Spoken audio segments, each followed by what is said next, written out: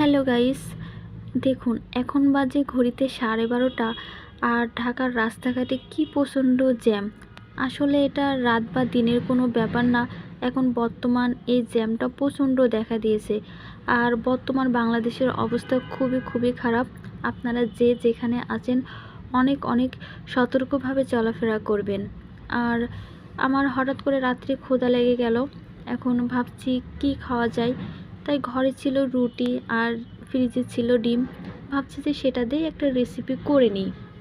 তারপরে ডিমটা বের করে নিলাম, নিয়ে ভালো করে ডিমটা ফাটিয়ে নিলাম।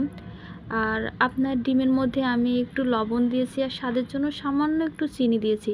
আপনারা চাইলে দিতে পারেন, নাও চাইলে স্কিপও করতে পারেন। দিয়ে আমি ভালো করে এটা একে একে করে একটু ভেজে নিব।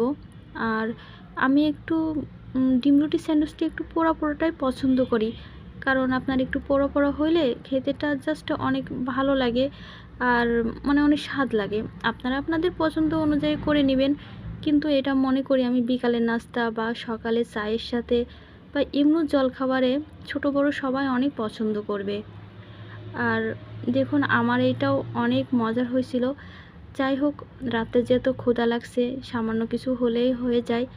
আর ফ্রিজে ছিল কোক, আর সেটা দিয়ে ডিম রুটির স্যান্ডউইচটা জাস্ট জমে গেল।